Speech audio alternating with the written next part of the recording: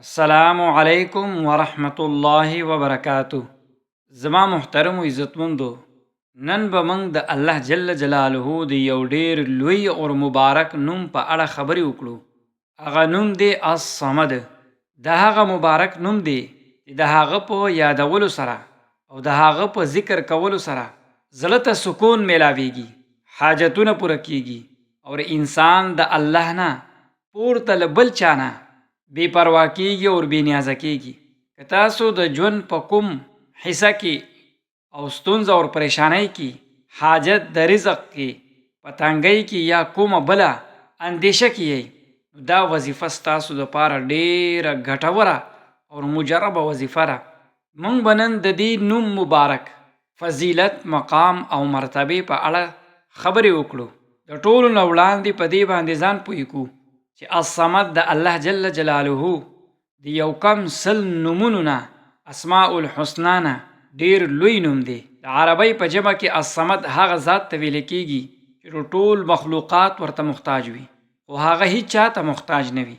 کامل، بېنیازه، ابدي او مطلق وي. هر څه په هغه تکیه لري خو هغه په هیڅ چا باندې تکیه نه لري. حضرت عبدالله ابن عباس رضی الله تعالی عنهما چې د تفسیر امام بلل کیږي، هغه فرمایي الصمد هغه سردار دی چې په خپل سردارۍ کې کامل دی. هغه عزتمند دی چې په خپل عزت کې کامل دی. هغه عظیم دی چې په خپل عظمت کې کامل دی. هغه بردبار دی چې په خپل حلم کې کامل دی. هغه بېنیاز دی چې په خپل بېنیازۍ کې کامل دی. او هغه قادر دی په خپل قدرت کې کامل دی. یعنی الله تعالی هر صفت په کمال سره دی. الله تعالی نه خوراک کوي، نه څښاک کوي، نه اوده کیږي او نه ستړی کیږي. هغه همیشه ژوندی او قایم ذات دی. دا نوم موږ ته داسې درس راکوي چې ټول کائنات الله ته محتاج دي خو الله هیڅ چا ته محتاج نه دی. الله الصمد د ټول نه لوی مقام په سوره اخلاص کې بیان شوی دی. الله تعالی فرمایي قل هو الله احد الله الصمد لم یلد ولم یولد ولم یکن له کفوا احد. دا صورت خالص توحید لویه نښه ده.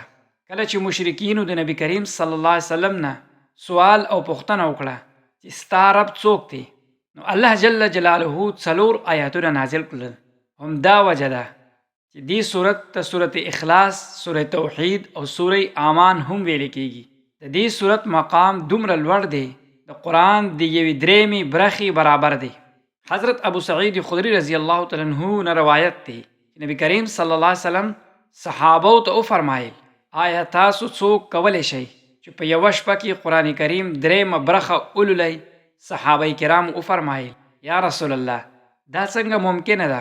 پیغمبر علیه الصلاة والسلام وفرمایل الله الواحد الصمد، یعنی سوره اخلاص د قرآن کریم د درېیمې برخې برابر دی. یعنی که څوک 3 ځله سوره اخلاص ولولي د ټول قرآن د درېیمې برخې ثواب به حاصل کړي. اوس راځو د دې نوم فضیلتونو او برکتونو ته. دا نوم د توحید د ټولو نه لوی درس راکوي. دا نوم د شرک، اولاد، د والدینو او د همسر په اړه ټولو نه غلطې عقیدې ختموي. څوک چې دا نوم یادوي هغه به خالص په توحید باندې پاتې کیږي. سوره اخلاص تلاوت چې پکې الصمد ذکر شوی ډېر لوی ثواب لري. په حدیث کې راغلی که څوک 10 ځله سوره اخلاص ولولي الله تعالی به ورته په جنت کې یو محل جوړ کړي. او که څوک زیات ولولي لا ډیر اجر به تر حاصل کی او ترلاسه وکړي. علما او بزرگان د تجربو د مخې ویلي دي چې یا صمد یا الله الصمد ذکر ډیر لوی برکتونه لري، لکه په رزق کې برکت، د پریشانو حل، د دشمنانو نه حفاظت، د زړه سکون، د ظلم نه امان. د ټولو نه لوی فضیلت دا دی چې انسان په الله جل جلاله توکل وکړي. ځینې علماو دا نوم اسم اعظم ته ډېر نږدې بللی دی ځکه د الله جل جلاله د بېنیازۍ اعلان دی پکې. نبی کریم صلی الله علیه وسلم د خوب نه مخکې سوره اخلاص په لوستلو. څوک چې دا صورت سحر او ماښام ولولي الله تعالی به ورته حفاظت ورکړي. دا نوم د الله جل جلاله ذات داسې بیانوي بېنیاز، ابدي او کامل ذات والا دی. اوس راځو عملي طریقې ته. د وظیفې طریقه دا ده یا صمد یا الله الصمد. او د سره په پاک حالات کې کینئ. غوره وخت د شپې اخیری حصہ یا د سهار د مونځ نه وروستو مخ قبلې ته واړوئ او د الله تعالی عظمت په زړه کې تصور وکړئ. 314 ځله الله الصمد یا صمد ووایئ. دا شمېر ډېره مجرب او کامله ده. که وخت لرئ نو زر ځلې هم ویلی شئ او هر 100 پیرې ذکر کولو نه وروستو درود شریف ولولئ. په آخر کې خپل حاجت الله نه وغواړئ. یا الله یا صمد زما د ټولې پریشانۍ اسانې کړي او ماله د خپل ذات نه علاوه بل چا نه بېنیازه کړي. د دې وظیفې څه شرطونه دي؟ اخلاص او پوره یقین، حلال رزق، د ګناهونو نه توبه. په شمېره باندې ډېر سخت پابند مه اوسئ.